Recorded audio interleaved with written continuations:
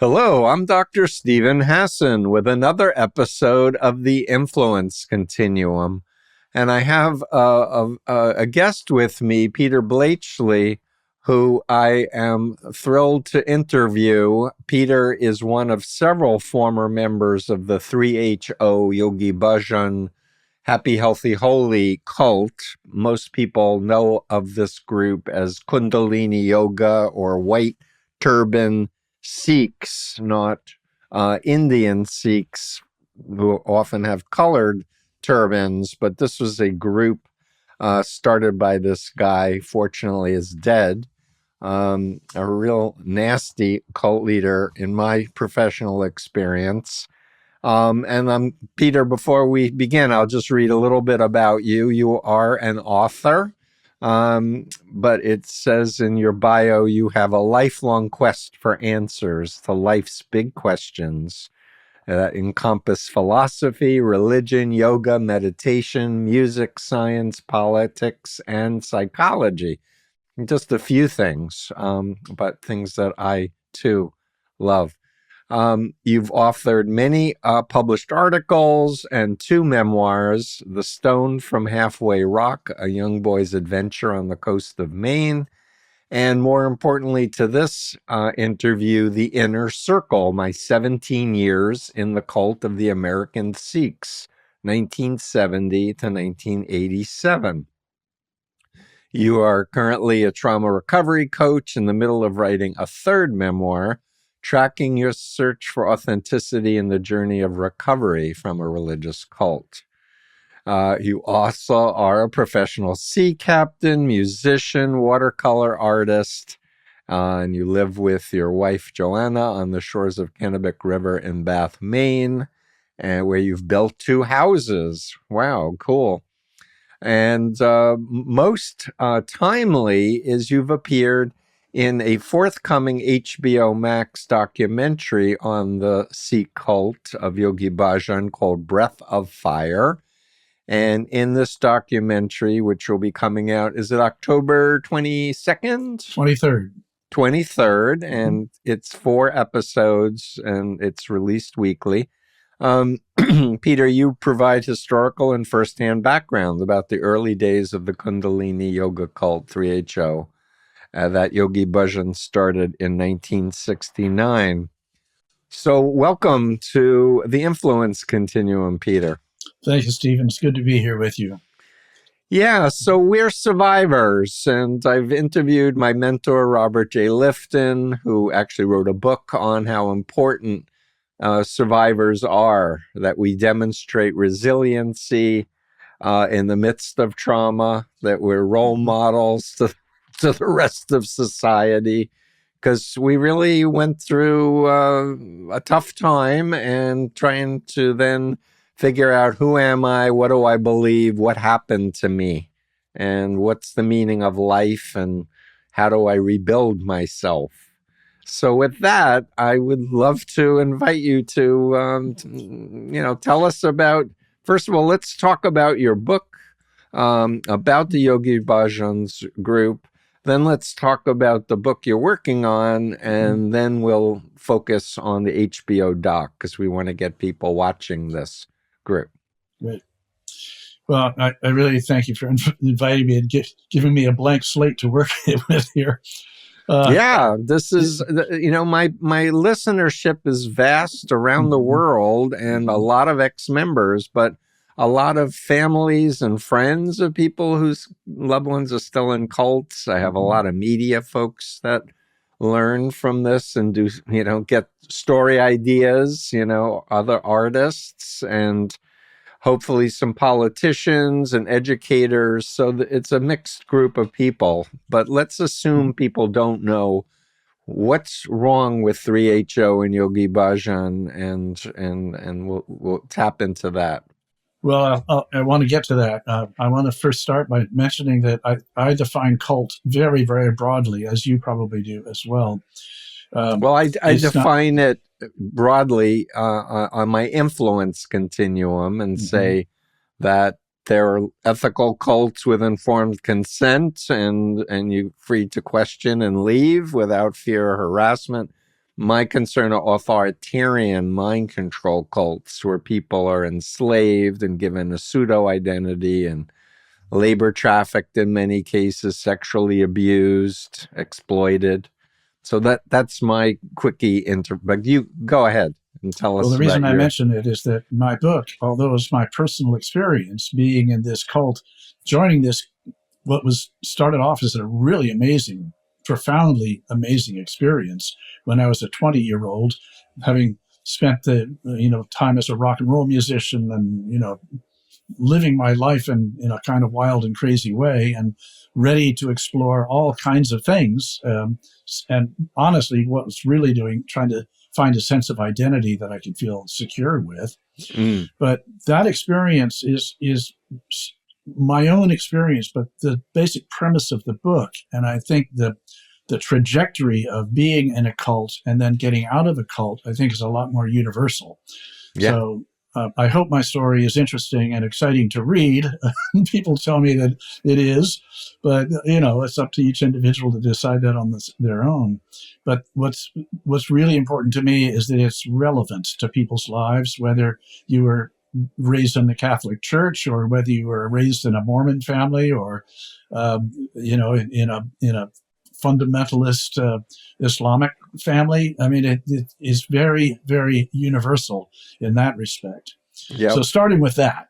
Yep. And I would say he was from India, but not a Hindu. He identified more as a Sikh, even though the Sikhs have refused. He's not teaching what we teach. But his anyway, mother was a Hindu. Ah. And I met her mother and I met her father. I knew them both.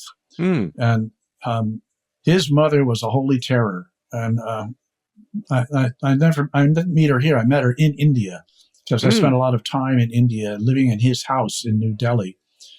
So, yeah, he came from a mixed background and he went to school, a boarding school, a Catholic girls' boarding school, of all things. And then during the partition of India in 1947, when he was 18 years old, he had to help lead his family out of what is now Pakistan and down into Punjab. And that was an incredibly traumatizing time. So when I look at Yogi Bhajan, I see him through the eyes of my training as a trauma recovery coach. But he had no interest in healing himself. He had no interest in growing and improving himself as a human being. He had interest in amassing power, wealth, and exploiting people for their whatever sex he could get out of them, and just indulging himself in every possible way. Of course, right. I didn't see this when I was 20 years old. Right. But the good therapists know that the first step is healing yourself and figuring things out and getting help and working on your demons, your dark shadow side and everything. But yes, what you're saying about him wanting power, money, and sex is the stereotypical cult leader profile. Of course. But what we did not see, we did not see that because that was hidden behind the veil of his charismatic personality and this so-called technology. He was basically getting us hyperventilated, getting us completely stoned out of our minds, hyperventilating with Breath of Fire, which is the title of the upcoming documentary. And in those moments when we were just out in space, just in this altered state, then all this indoctrination would start coming in. Right. And that's probably pretty typical as well. Right. But what you just mentioned, I think, is one of the most important things. As I was finishing up writing my first memoir about my time in the Sikhs, it suddenly occurred to me, well, wait a minute. A whole bunch of my friends started doing yoga in the same time, the same yoga that I was doing. A lot of them. My whole rock and roll band was coming and doing yoga classes, and all our extended friends were coming. I was the only one who jumped in with both feet. Well, I wasn't the only one, but out of this vast network of people, this whole community that surrounded my rock and roll band, most of them did not join. And I had to question, why was that? What was it about me that aside from being idealistic and, but there was something about it. And then I had to look at my own childhood, and I realized, and I write about this in my book, that my search for identity was fundamental to everything that happened. Joining the rock and roll band was part of my search for, I didn't join it, I started it. Jumping into Kundalini Yoga, starting a rock and roll band in the Sikhs that went all over the country and all over the world, the Khalsa string band, and they're still playing that stuff. Khalsa string bands. Yeah, so all the members have to have their last name Khalsa. Well, they don't have to, but everybody does to conform. Right. Yeah, and the problem is once you conform, then you can't get out. Everybody's very open-minded about new yoga students and new people. Oh, you come and go, everything's cool. But woe be unto you once you put a turban on and make that sort of commitment. Then you're backsliding out of that one. You're gonna lose all your friends. You're gonna be seen as like the devil's handmaid or something. My best friends in 3HO, my closest buddies that I played rock and roll with, that I thought would never betray me and never leave me, because that's how I felt about them. As soon as the turban came off, they wouldn't even talk to me. It was like, what the hell? Where's the humanity in this? That's not friendship. The friendship is conditional upon an outside appearance. Right. Well, that's a big clue between unhealthy groups and healthy groups, because in the unhealthy groups, it's really about obedience and conformity and dependency, and not raising questions against the leader, the doctrine, or the policies. Because if you do, then you are lowering the vibe, or, bringing bad energy, etc. Those are all unstated laws, but you you learn pretty quickly. The people who left 3HO, Yogi Bhajan would always slander them in the worst ways, point out that they, make up all kinds of stuff about their sexual proclivities, and, that they were insane, and that, he wrote the most outlandish stuff that he would come up with. And he was saying this about some of my friends who had left earlier, some of the people, in fact, that you even know. He would say terrible things about them. And it was like, wow, is this really true? It doesn't sound right. So after a while, you start, if you have a brain left, a few brain cells still function, you start realizing, wait a minute, this doesn't add up. It's like Donald Trump, castigating anybody who doesn't agree with him 100%. Donald Trump is doing a master class to the planet on cult leader psychology. Absolutely. And unfortunately, people have fallen into his cult, which is very disconcerting for those of us who know about this stuff, who've been trying to say, watch out, here's what you have to look out for, etc. Well, as you know, you can't tell somebody who's in a cult that they're in a cult, and you can't tell them to leave. They're not going to do it. They have to have some kind of personal disillusionment. Or you need to know how to talk in a way that's encouraging people to think. And what I recommend is warm, respectful questions that make the person think back to what they thought they were joining, talking with them about other groups that they would agree are bad, and pointing out the points of behavior control, information, thought, and emotional control. There's a methodology that I've developed over 50 years that still stands the test of time. But let's go back, please. I've interviewed Premka about her. She was one of the top people in the cult, and a lot of people left when she, wrote this book and revealed a lot of the secrets. I interviewed a Belgium teacher, Els Konen, who has done masterful work assembling information about this group and disseminating it. She had a PhD, I think, in physics or some, incredible thing, which speaks to how, the public thinks that you have to be dumb to get into a cult. And it's like, no, I say the more mind you have, the more it can be manipulated and controlled. I think, it is largely true that the people at least in the 3HO cult, most of them are highly intelligent people. but I think there's something beyond just intelligence that Right. you know, in my own case, I had to look at my childhood and realize I had an insecure attachment style from my early childhood. Mm-hmm. And I did a survey, an informal survey of people who had left 3HO. And I used that online attachment survey and had them take it. And about 75% of the people came back with some sort of insecure attachment style from their childhood. And the ones that came back secure, a couple of them told me, well, I was taking it from the perspective of where I'm at now. I said, well, that sort of misses the point. If you take it from the perspective of what was it like when you were 6 years old?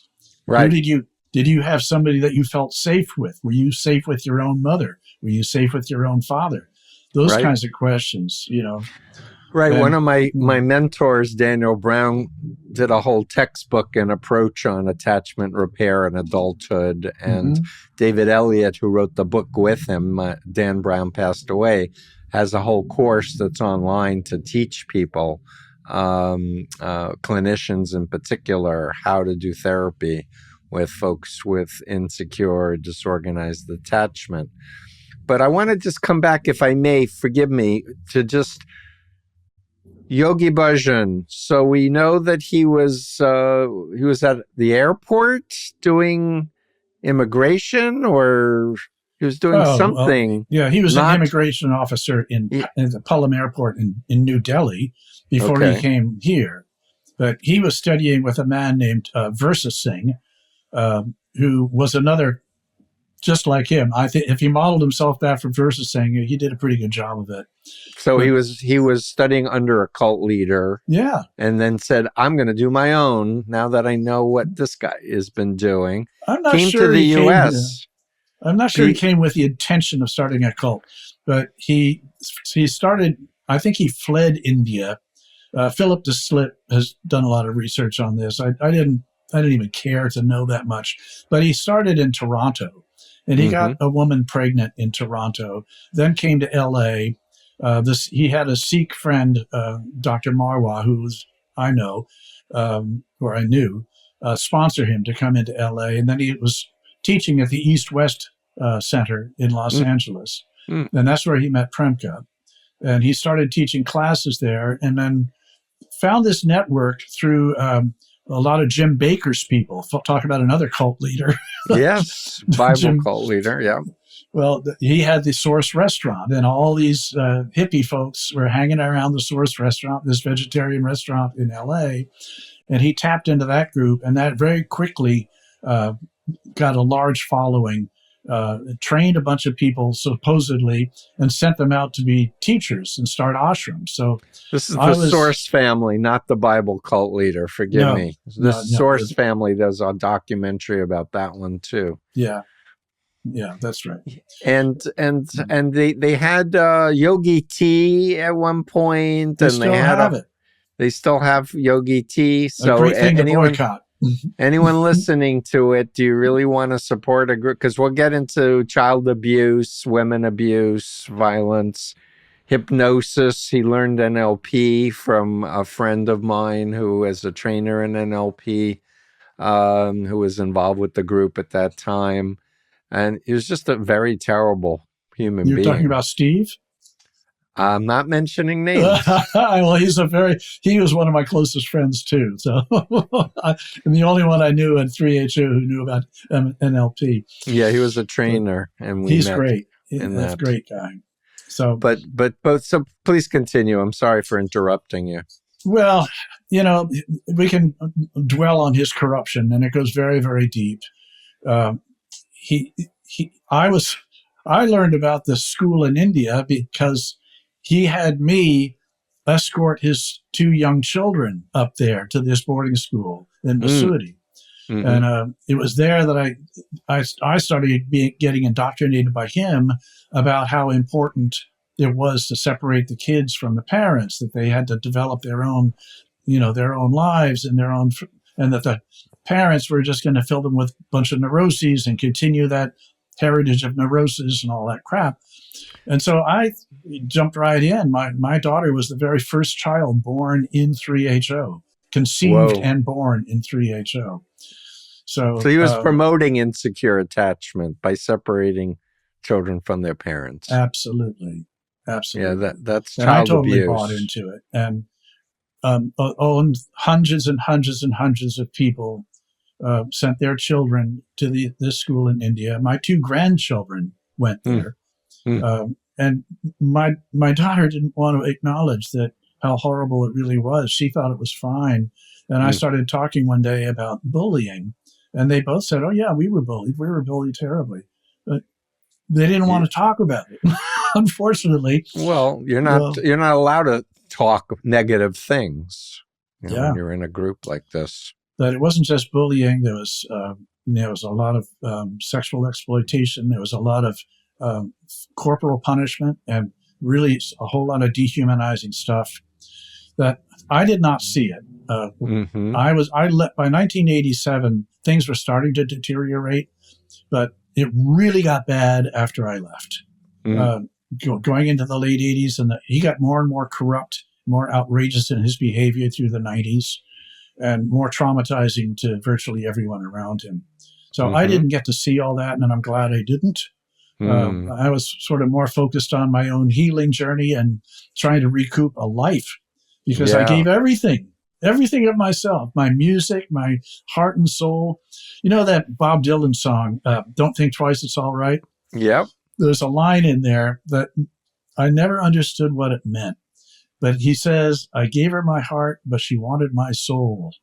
And I thought, God damn, that's what I did with Yogi Bhajan. I gave him my heart, but he wanted my soul. He wanted me to act in ways that were corrupt. He wanted me to act in ways that were unethical. To be like him. To serve him, to serve his issues. Yep. And I thought, oh my God, that line totally. So you went in at sense. 20 and came out at 37? Yes. And I still didn't know who I was. You think you get out of a cult and the light switch, no. It doesn't work that way. You go back to who you were before and the confusion you had before. And you're like, okay, let's try to unpack it. And it really does help to see a therapist who's a former member, who's done his homework or her homework. I have a whole methodology that I teach mental health professionals that I've developed over the decades. But the key thing is, it's your mind. You should control it. Well, the thing is that in my book, I say you can take the person out of the cult, but you can't necessarily take the cult out of the person. And, in the person can do it for themselves, but you can't do it for them. That's true. A lot of the cult mentality, there's most cults have this spiritual ego, this sense of superiority. Yep. That, this is the one and only way. Thank God, I'm in this one. Thank God I found this guru, because, this is the light of the Aquarian age. And, and then you start thinking that you have the way. And that I've seen a lot of people who have left 3HO are still in this ego mentality that they have the answers. And I've had to check myself a lot. Because I see that tendency in myself. I have to hold back and say, wait a minute, I don't have all the answers. Yeah, that's really critical. Yeah, I've talked with my friend John Atack, who is in Scientology. He's like the lead authority in Scientology. And there are endless activists against Scientologists who've never done their homework on themselves. They're still using the loaded terms of Scientology. They're still thinking Scientology, and they too are arrogant and think that they know the truth, instead of having a humble beginner's mind, or to approach things as a learner and not as someone who's a master. It's a journey. It's funny because Yogi Bhajan would always warn against spiritual ego, but spiritual ego is the basis of everything. That's the thing. People need to understand about Trump is he projects all of his shadow, all of his dark stuff on his perceived enemies, and preaches against everyone else what he's actually believing and doing himself. Yeah, that's absolutely right. That really is a formula. So tell us about Breath of Fire for a few minutes. So this Breath of Fire project. was inspired by the Vanity Fair article about Guru Jagat. And I never knew Guru Jagat. I never even knew she existed. I didn't even find out about her until after she was dead. But this young woman, this young millennial, who claimed that Yogi Bhajan was her direct teacher, which is total BS, because he was dead in 2004. So it's the golden chain. Some hocus pocus magical connection that you can claim. Which is another factor of cults, by the way, that I've seen. This magical thinking. A lot of magical thinking. But tell us about Jagat. Tell my listeners about that. Well, I don't know a whole lot about her, except she started this Rama Institute in L.A., which just closed, by the way. They just closed the L.A. Branch. And I think the thing is probably going downhill into the dustbin of history. But it's just another charismatic leader. And she just pulled people in. She got people to give her tons and tons of money. She spent money wildly. And the documentary can tell you a great deal more than I can. The documentary is very, very good. They interview her parents, which I was really amazed. And the parents speak very candidly about her and very touchingly. It's quite moving. You see her and her best friend as a teenager is one of the people they managed to get. And so you see this very human side of this young woman, but also this just terrible, manipulative, interviewed people who worked for her. And as that whole thing, work for free, it's going to be your karma is going to get paid off. All this kind of crap. So labor trafficking people, in other words. Yeah, very much so. So, but what I liked about the documentary is that it treated everybody who has come out of that cult with respect. And a lot of it wasn't sensationalizing it the way so many of them do, like turning it into a Charles Manson or a Jonestown or, Jonestown thing. They were very respectful. And what you come away with is an understanding of why the appeal was so strong, especially to young people who are not secure in their sense of identity, as most people really aren't anyway until they're in their 20s. But some people are more secure than others. Well, there's the parental piece that in the theory is the first couple of years, the bonding with mom, dad, caregiver is critical.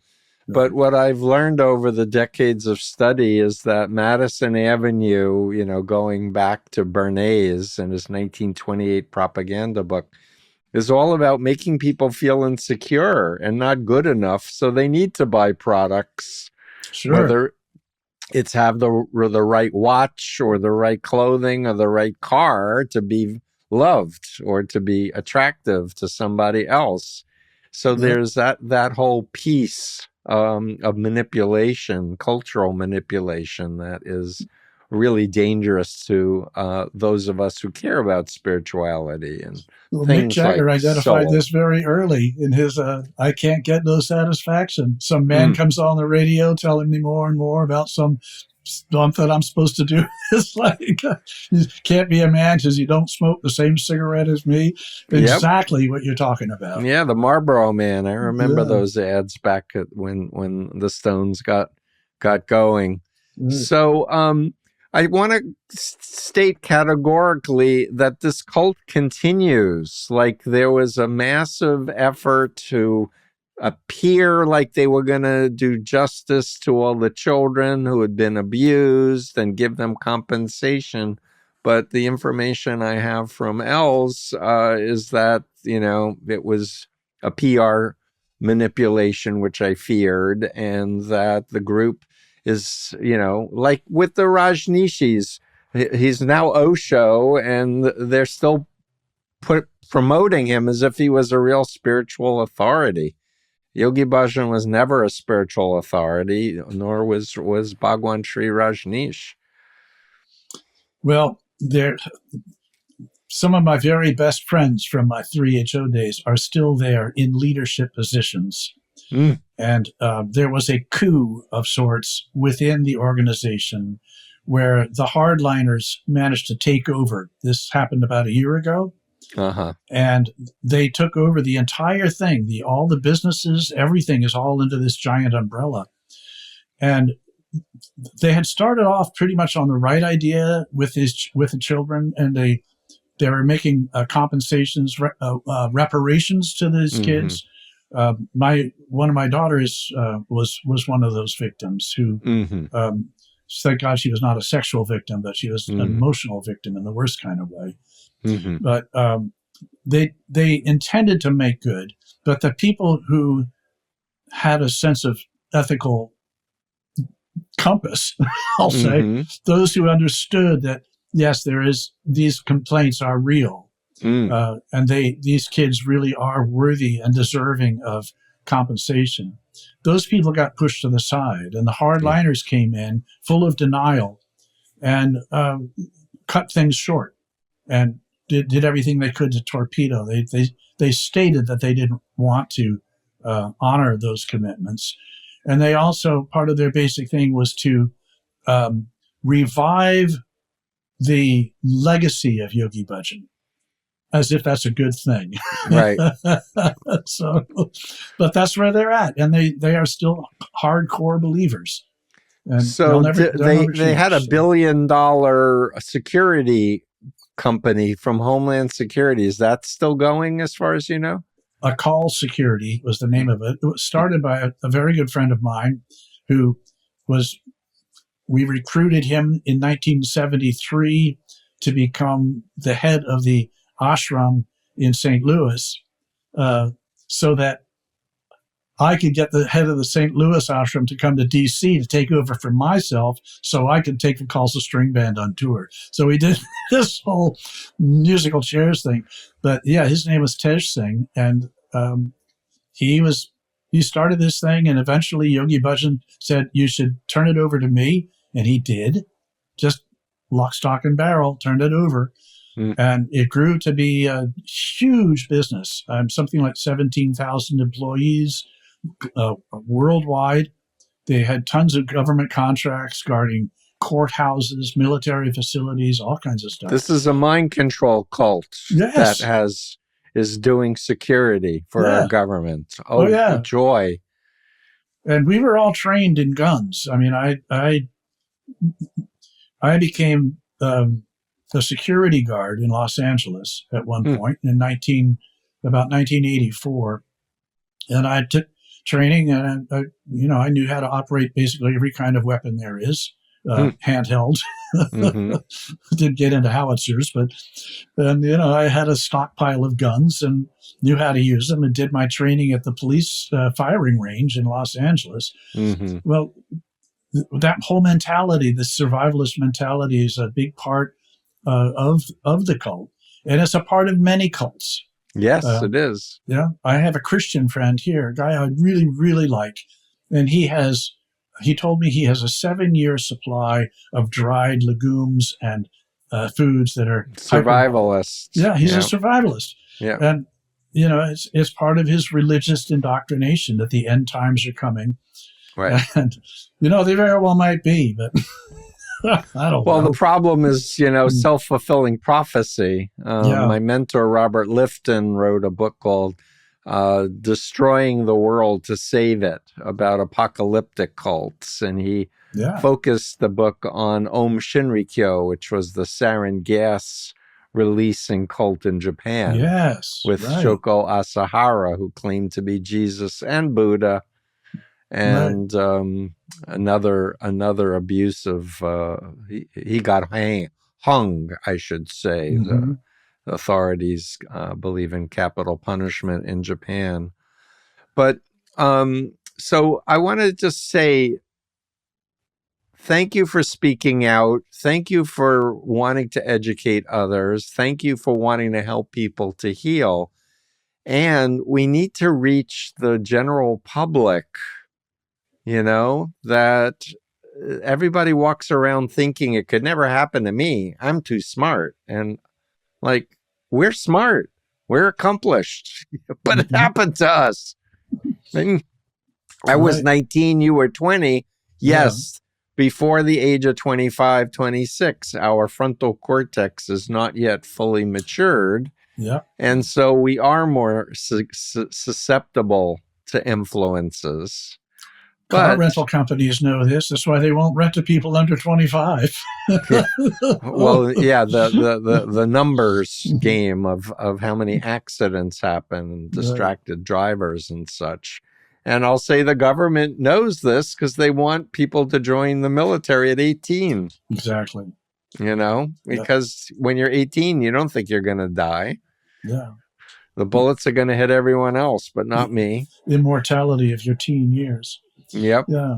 No, I am interested in helping other people. I mean, I've been very fortunate that my life trajectory has been a wonderful one. I'm a very happy person. I'm very fulfilled. I have tons of creative outlets, as my bio embarrassingly outlines. But I think it's partly ADD or something because I don't know how to explain all these things that I'm able to do. But from building houses to, you know, being a sea captain. But my book, The Inner Circle. Do you have a copy you can hold up for the people watching the video? Think of that. Yeah. Great. So it's The Inner Circle, my 17 years. So there you are in all white with the turban. Yeah, that's me. Well, that's very early. That's about 19. This is before before we really became Sikhs. All right, I was wearing just like a little wrap thing around my head. I didn't have clothes that were made in India. Just had, you know, white Levi's and a white golf shirt. So the uniform got developed later. What's what I'm hearing. In about 1973, by 72 and 73, we were becoming very uniformed, wearing Indian kurtas and pajamas, like. What are the riding pants? What are those called? Like jodhpurs. They call them. They're like jodhpurs, but the loose cotton ones, not the ones that the people ride horses with these days. But they're tight around the calves, loose around the waist, and then this long shirt that comes down to pretty much to your knees. So people are given a new name. Yeah.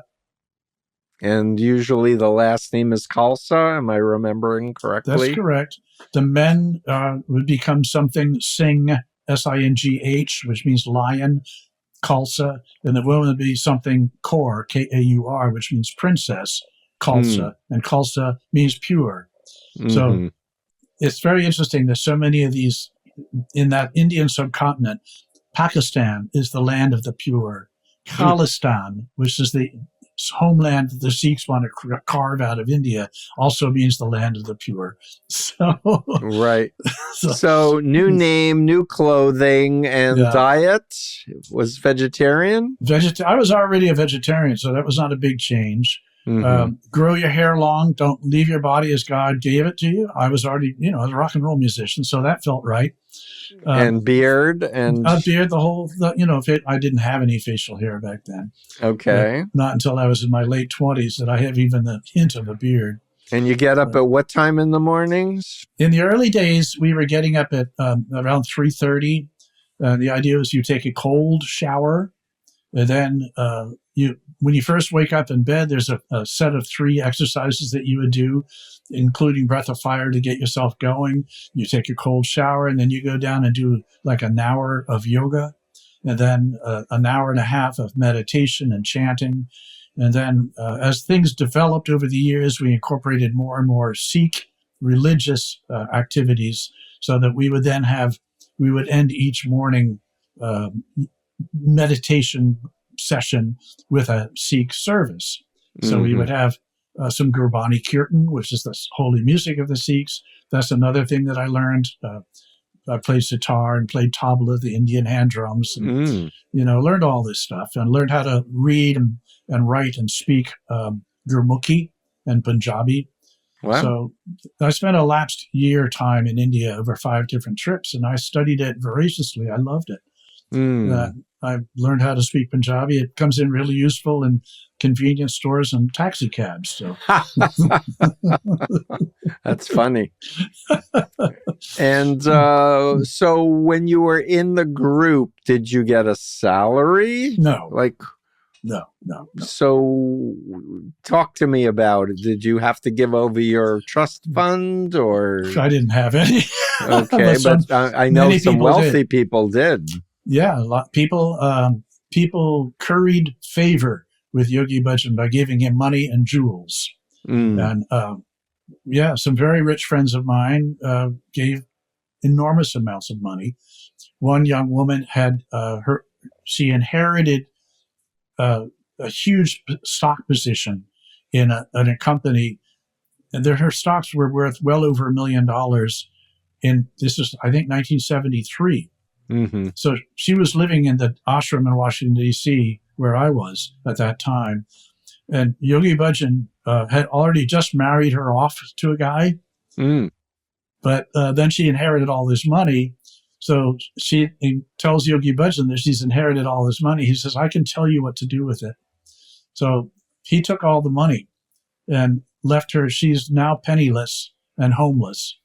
And this is a pretty extreme story, but it's not totally uncommon. I was going to say, I've heard it many times where the leader has hundreds of millions of dollars. People are told to turn over everything. And then they, realize that they want to leave, or they get kicked out because they're raising questions, or they get abused and they go to the authorities. And then all of a sudden, they are, kicked to the road, basically, and taken advantage of. So we know there was sexual abuse. Premka's book talked about that, as well as I work with ex-members over the decades. And I was actually a witness to some that I had the blinders on. I didn't realize what was going on. But you had the psychological blinders on, you mean? In 1973, no, it was in 72, Yogi Bhajan came to Washington, D.C. to give a course in Tantric Yoga. And it was the first 10-day, 4 hours per day course in Tantric Yoga. And Premka was there, traveling with him. And around the 7th or 8th day, he told me that he needed a place away from the ashram where he could recuperate, because it was taking so much of his psychic energy, and he needed to recharge his batteries. I called my parents, who were in vacation in Maine, and got their permission very grudgingly because of how I abused the house when I was a rock and roll musician, but 2 years earlier. But they gave me permission to go out and spend the afternoon out there. So I took Yogi Bhajan and Premka out there. Got Yogi Bhajan settled in a nice queen-size bed in the front bedroom in this very nice house in Chevy Chase, giving a foot massage, and then he's kind of drifting off in this phase. And I finish the foot massage, and he says, "Send Premka up here." And little did I know. So I go down and say, Premka, he wants you to come up. About an hour later, they come down, and they're he's all happy, wants to make lunch for us and everything. And I'm just like this innocent, totally wet behind the ears. And I just thought, wow, I facilitated this wonderful time, and it's in my house. Right. And oh my Lord, I was so innocent. But years later, I asked Premka about it. She's not Premka anymore, by the way. It's Pamela. Pamela. I asked Pamela about it, and she said, "Yeah, of course that's what happened. Of course." Yeah, and in the world of undue influence, right in my parents' house, when you're a spiritual master and teacher, and you have a disciple sworn to obedience, there's a lot of abuse.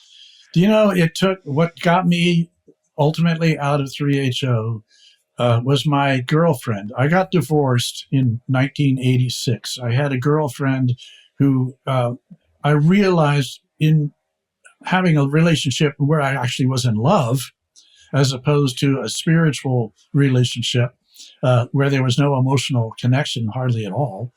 I fell in love with this woman, and Yogi Bhajan insisted that we come in and spend every afternoon in his living room. So here we go into the living room with him, and she starts telling me stuff that she's seeing from her perspective. And one of the things was, she said, Peter, he's coming on to me. I said, no, you must be, he's like a spiritual master. And, I'm still believing it. No, right. She says, I'm a woman. You should listen to me because I know what I'm talking about. The next time we go in, just keep your eyes on it with an open mind and see what you see. And goddamn, it's exactly what was going on. It was awful. Sorry to use my profanity, but it is deserving of it. It was horrendous. And I walked out of there and I was like, oh God. I remember working with a former member who told me the story that when they got married, Yogi Bhajan needed to teach the husband how to make love to the wife and demonstrated. He gave a course for husbands that I attended. He didn't teach it. He had Guru Charan Singh teach it, who was the head of KRI, Kundalini Research Institute.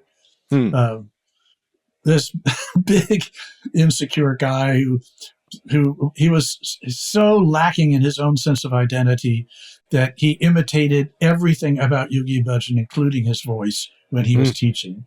Inhale deeply now, like this kind of stuff. Like, give me a break. That was a good one.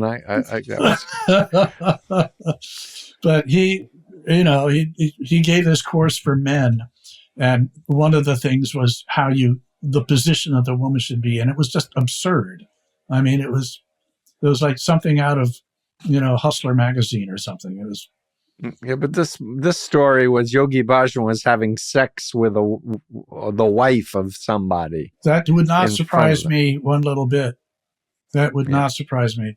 There was one guy who lived down the street from me on Pruce Road who got married to a beautiful young woman, and she gave birth to a very big, dark-skinned baby. And I, wait a minute.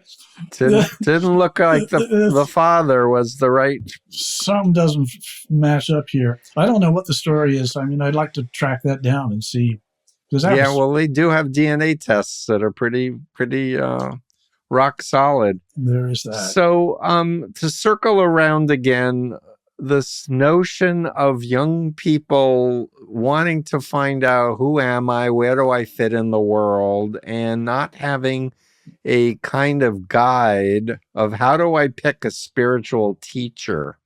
So from your vantage point, give us some words of wisdom to, let's say, an 18-year-old or a 19 or a 20-year-old who's on this quest to figure out who they are and what to do with their lives. Yeah, I think exploring what is your identity is a really fundamental. And for me, my own personal journey, I went through being a Sikh, and then I was kind of an LA hipster, and then I was an art dealer, and then I was trying to create a spiritual community out in New Mexico, and I was trying on all these. Then I was like a watercolor artist, and then I was a musician, and I'm trying all these different suits of clothes on, as Heinrich Waller would say. But when it really came down to it, I'm still, it's kind of undefinable. What is the soul? The soul is your identity, and you can't really see the soul, but it's like and I liken it to the wind. You can't see the wind. You can see the leaves moving. So there's wind there. Well, with a soulful person, you can't see the soul, but you can feel it. You can see the person's actions because they're living ethically.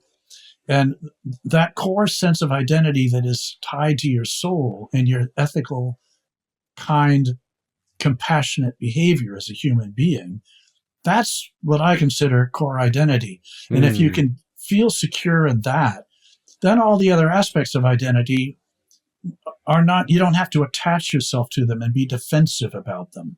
Am I, as a black person who's been oppressed by white people, am I gay, and make a big deal out of being gay? Or am I a Sikh and not God damn, I'm going to hold on to that, and I'm, all of those things can be transparent to the inner self, which is this beautiful God conscious thing of ethical behavior. You are known by your actions. That's your actions speak about who you are. So look at your actions and gauge your actions and find yourself that way. Yeah. So I would add that you need to develop a self to surrender yourself. And a lot of people get tricked into just give up your ego and follow me, and I will help you find your authentic self. Sure. No, you need to grow up, and you need to be in your body also. That's another thing that I've learned as a mental health professional, is that brainwashing and mind control is a dissociative disorder where you're not feeling your feelings, you're not in your body. Right. And often people develop all kinds of autoimmune conditions and cancer from sleep deprivation and other traumatic events. And I would just say that, follow the spiritual leader who's not interested in power, money, and sex. That's not about ego. That's not about needing to be famous. That focuses on lifting people up, with compassion. For me, those are some of the things that I advise people to, to be skeptical of those who are making these grandiose claims. Like he claimed to be the leader of the Sikhs in the Western world, and the Sikhs that I met were like, he's a joke, we don't take him seriously. He doesn't understand our religion. He's not a good representative of being a Sikh. Yet he was promoting the Sikhism. When I came back from India after my first trip to India, I modeled myself, and my identity was that I was the son of Guru Gobind Singh. Guru Gobind Singh was the 10th of the Sikh gurus. He lived and died in the early 1700s. So this is not a living being, but to be a son of Guru Gobind Singh. And this is what most Indian Sikhs consider themselves to be sons of Guru Gobind Singh. And that's what you're modeling yourself after. Well, that's a very noble sense of identity, but it wasn't my sense of identity. It was an outer aspect of how I sort of literally dressed myself. But it wasn't who I was at core. And Yogi Bhajan was creating a whole bunch of mini me's with his teaching staff going all over the world. And these people don't know who they really are. And they think they do. They think they're secure in representing themselves as a Sikh and as one of Yogi Bhajan's disciples. Right. But honestly, they're not. They haven't come to grips with it. And so beware if you're going to a yoga class or a Kundalini workshop. Ask, does this have anything to do with Yogi Bhajan? And if the answer is yes, don't put your money and your time and your energy. One thing, if this, if we really want to advise people about not getting into a cult, I think buy this book. Buy his book. No, buy Combating Cult Mind Control and Freedom of Mind. No, for different people, different things resonate, but I can tell you that it's easier when you're reading someone else's story it brings up stuff for yourself. And then the work is really paying attention to what it brings up in your own experience and doing the processing. A big warning. When I was 19 years old, I read Autobiography of a Yogi. And I can't tell you how many people who got into 3HO had recently read Autobiography of a Yogi and were enthralled with all the magic and all of the power and all of the mystery and the sense of liberation that is described in that book. I was in a friend of mine from high school invited me about 5 years ago to join a book club in Washington, D.C. when I was there. And I said, well, what's the book you're reading? He said, Autobiography of a Yogi. And I went into this group and I said, it's probably the most dangerous book ever written. And they said, what? It's so beautiful. It's so amazing. I said, no, it sets young people up to give their power away. The model of that is modeled in that book is you completely give yourself submission to the guru. And there's one episode in there, I don't know if it's in the latest editions because they keep changing it. Yeah. But in this one edition, the guru tells the young student, pick up that dog poop and eat it. And he picks it up and puts it to his lips. As soon as it touches his lips, it turns into prasad. And I thought, God, give me a break. Yeah, magical miracles. Yeah, past life karma explains everything. Watch out for that stuff. If it's dependent upon a leap of faith and magic, don't give yourself away. Very good, wise words. I would add that I like my friends Joel Kramer and Diana Alstead wrote the Guru Papers. Ooh. And he was an American, one of the first people to study yoga in the United States. And he started to get a following. And he wrote a book, I think, The Passionate Mind. And he was feeling how his ego was getting pumped up by this. And he wisely just said, I'm retiring. I'm not going to do this. But the Guru Papers is pretty much just saying, don't give your power over to anyone. Yeah. Anyone else.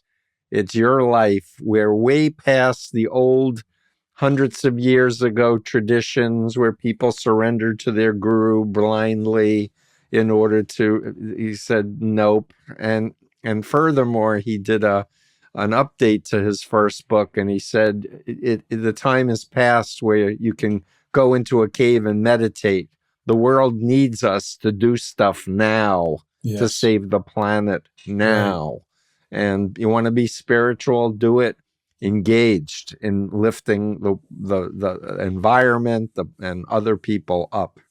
And I'm all for that point of view. Yeah. Well, so final words, my man, Peter, thank you for being you and fascinating human being, a sea captain and musician and watercolor artist and author. Well, thank final you for words having me, to Steve. you, buddy.